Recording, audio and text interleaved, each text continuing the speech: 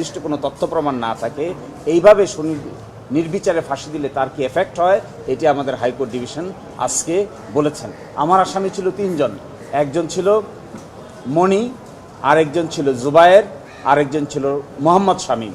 মোহাম্মদ শামীম খালাস পেয়েছে, মণি খালাস পেয়েছে, আর জুবায়েরকে যাবজ্জীবন সাজা দিয়েছেন। আমরা জুবায়েরের জন্য উচ্চ আদালতে আপিল করব। আমরা একটি বড় আর্গুমেন্ট করেছিলাম, যে আর্গুমেন্টের জবাব রাষ্ট্রপক্ষ দিতে পারে নাই। ওই প্রেমিসেসে একটা সিসিটিভি ক্যামেরা ছিল, এই সিসিটিভি ক্যামেরার ছবি আজও সেখানে আছে।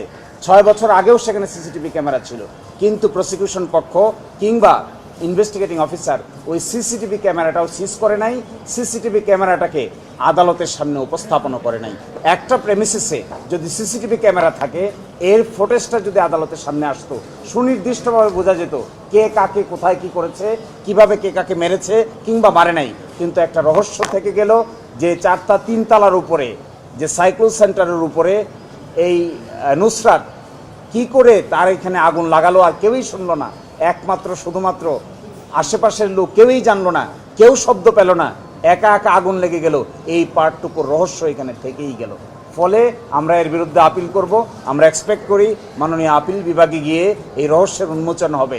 এবং আরেকটি জিনিস আমি আদালতে দরখাস্ত করেছিলাম, যে নুসরাত একটি ডাইং ডিক্লারেশন দিয়েছে, এই ডাইং ডিক্লারেশনে একটা অডিও এবং ভিডিও আছে।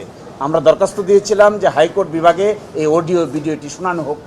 এই ভিডিওটি আমরা দেখি এখানে প্রজেক্টরে, আসলে তিনি কি বলেছেন আর কি বলেন নাই। কারণ মৃত্যুকালীন জবানবন্দিতে তিনি বলেছেন 4 জন বোরকা পরা মেয়ের কথা বলেছেন, মহিলার কথা বলেছেন। কিন্তু আজকে দেখবেন সাজা হয়েছে জুবায়ের, সেও পুরুষ, সাজা হয়েছে জাবিদ, সেও পুরুষ, সাজা হয়েছে শাহাদা হোসেন শামীম, সেও পুরুষ। কিন্তু মৃত্যুকালীন জবানবন্দিতে বলেছিলেন যে 4 জন মেয়ে, কিন্তু 4 জন মেয়ের ভিতরে 1 জন মহিলার মাত্র সাজা হয়েছে পপি, বাকি 3 জন তো পুরুষ। সুতরাং যে ডাইং ডিক্লারেশন তিনি দিয়েছিলেন, সেই ডাইং ডিক্লারেশনের মধ্যে ছিল 4 জন মহিলার কথা, তাহলে আর 1 জন মহিলা পাওয়া গেল, বাকি 3 জন পুরুষ হয়ে গেল কি করে? এই রহস্য আমরা আশা করি আপিল বিভাগে উন্মোচিত হবে। সিসিটিভি ক্যামেরার ফুটেজ যদি আদালতে আনা হতো, আমাদের ধারণা এই মামলার বেসিক গ্রাউন্ড এবং argument could have been different. আমরা আশা করি আমার যে আসামি আরেকজন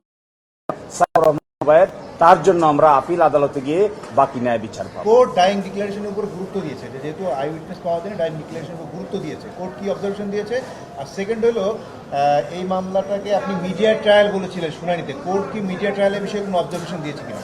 না, মিডিয়া ট্রায়ালের ব্যাপারে কোনো অবজারভেশন দেয় নাই। কিন্তু আমি আগে থেকেই বলেছি, এখনো বলছি, যদি অতিমাত্রায় কোনো ক্রিমিনাল কেসের মিডিয়া ট্রায়াল হয়, তাহলে অনেক সময় নিম্ন আদালতের বিচারকদের জন্য সঠিক সিদ্ধান্ত নেওয়াটা কঠিন হয়ে দাঁড়ায়। That is what is media trial. বিচারের আগেই অনেক সময় টেলিভিশনে বিচার হয়ে যায়, বিচারের আগেই অনেক সময় পাবলিক ডোমেনে বিচার হয়ে যায়। এগুলো হলে প্রকৃত অর্থে ন্যায় বিচার ক্ষতিগ্রস্ত হয়। এখানে দেখেন না, অতিমাত্রায় মিডিয়া ট্রায়াল হওয়ার কারণে 16 জন মানুষকে ফাঁসি দিয়েছে, হাইকোর্ট ডিভিশনে এসে 10 জনই খালাস পেয়ে গেছে। আর যে বাকি 6 জন নিয়েছে, তার মধ্যে মাত্র 2 জনের মৃত্যুদণ্ড বহাল রেখেছে।